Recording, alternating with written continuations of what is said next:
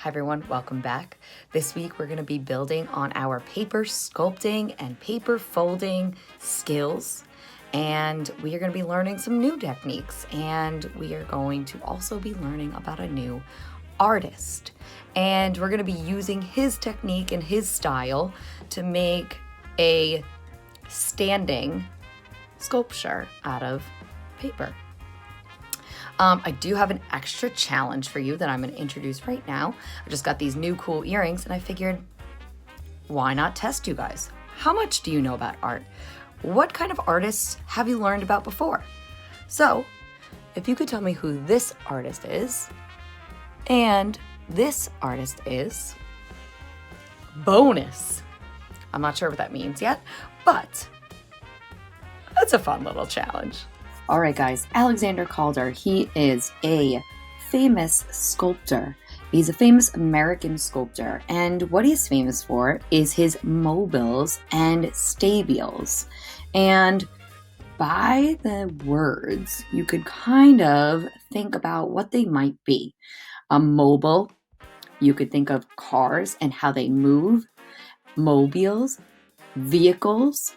So his sculptures, some of them, his mobiles, they move, they rotate, and I will show you that in just a moment. Today, we're going to be working with his stabiles, and we're going to be focusing on those. And if you can think about the word stabile, it reminds me of stable and being stable and being able to stand on its own. So that's exactly what Alexander Calder's mobiles and stabiles are. Take a look at this video really quick. This is a very short video of one of his mobiles. It's very abstract. It moves.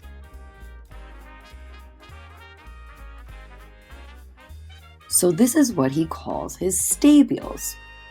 These are sculptures that are enormous. As you can see on the top right, you could see some of the umbrellas that people would be sitting under and how small they look. That's how big these sculptures are. This is kind of what we are going to be making today. Now, one of the elements of art is form, and form is a three-dimensional object, a 3D object. It has volume, it has length, width, and height. A form can be geometric or organic. If you remember what geometric and organic is, geometric are the shapes that you will always find in your math equations. They are found in math, and those are the ones that you already know. They're squares, they're rectangles, they're triangles, they're ovals, they're circles. They're all of the shapes that you're very familiar with. Organic shapes are the ones that only remind you of maybe what they look like. As you can see in this picture right here, we have something that almost looks like a human being, but it's so abstract and organic that you're not really sure. Organic shapes are shapes that come from nature and that don't really have a specific name. This is a picture of my demonstration, and I want to know what you think. Are we going to be is this project a geometric or organic shaped form? Think about it. Well, if you thought organic, you are correct. Geometric shapes are the ones you already know. Do you think that this is a rectangle? Not really, because it has rounded corners. So this project is organic. All right, now I'm going to show you a video of my demonstration. The first time-lapse video is of me painting my sheet of paper with watercolor crayons. And you do not have to do that. but it is an option, so I figured I would include it in. All right, enjoy, have fun.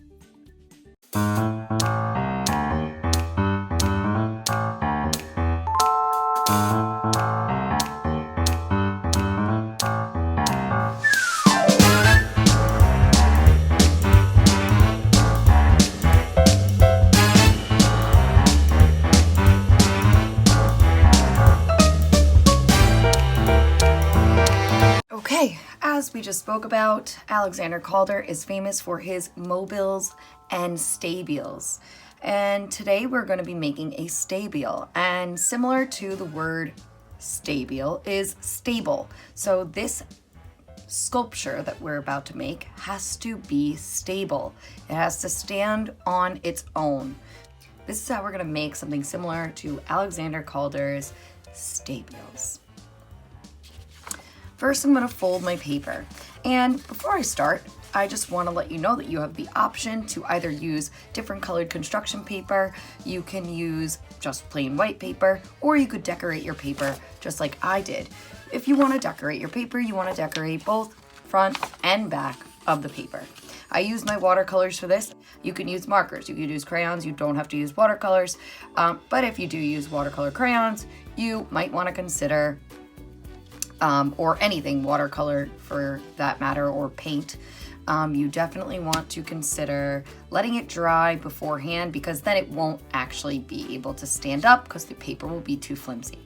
Okay, so now for the first step, I'm gonna fold my paper like a hamburger, not a hot dog. Think about a hamburger, it's thick and bigger than a hot dog, which is long and skinny. So we are gonna fold it hamburger style. Meet up the corners, make sure it's as perfect as you possibly can make it, and crease the sides. All right, so we have our paper folded. Now I'm gonna take my pencil and I am going to, I'm gonna flip it over, I'm righty, so it's easier for me to draw it this way. I'm gonna draw kind of like a rounded corner rectangle. This is very similar to his style of stabiles. So you could, after you do this one and you like doing this, maybe you can consider doing another one with a different shape. You can maybe put some zigzags in it, or some other cool designs that you'd like.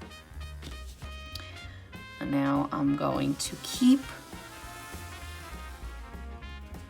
making those lines. And it's up to you how thin or thick you want them. However, when it gets to the bottom, you want to make sure that they are thick enough so that they are able to stand. All right, so now I have my lines. On these lines are where I'm going to cut. So I'm going to start cutting all the way around. So I cut all the way around and ended right there. Now for these, I'm not going to cut all the way. I'm gonna cut until about a ½ an inch towards the center. You don't want to cut all these pieces off. You want to make sure that your pencil line is nice and light so that you don't see the marks. And maybe when you get confident in this and you do one of them, then you don't even have to draw the lines. You can just kind of go in and cut the way you want. Okay, awesome. Now I'm gonna open this up and I should see that they're all connected because I didn't fully cut all the way to the crease. Now, I'm going to fold every other one the opposite way. So I'm going to fold my first one over to the right. And I'm going to fold the next one over to the left. And the third one over to the right. And the fourth one over to the left. fifth one over to the right. And maybe you don't have 5 or 6, but I have 6. So mine's even, but if you have 4 or more than 6, that's fine too. So now we're gonna just open these bad boys up. And so they have some kind of movement to them.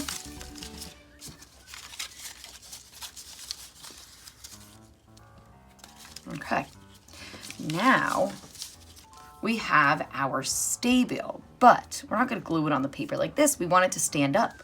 So in order to have them stand up and be balanced, we have to create these lips on the bottom to put glue on. So that's what I'm gonna do. I'm gonna fold all of them first. You want them to be the same width.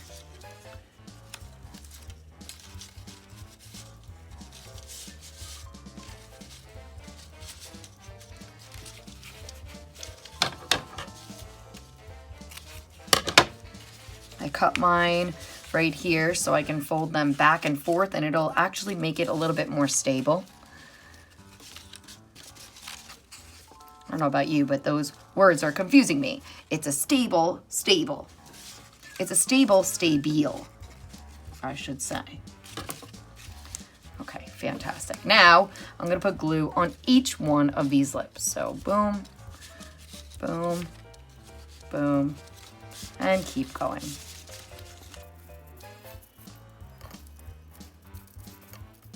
All right, now we're gonna stand this guy up, and we're gonna place those middle ones down first because those are what's gonna keep it stable. Then we're gonna move around the second row and see where we want that one to go. And make sure that they're not all in a straight line, because then they will not be able to stay as stable as they are if they were fully around in a circle pattern. I'm just pressing mine down in different directions, moving my legs around. These kind of look like legs, so I'm calling them legs. Pulling that one down. I don't think there's enough glue on this one, so I'm gonna put a little bit more.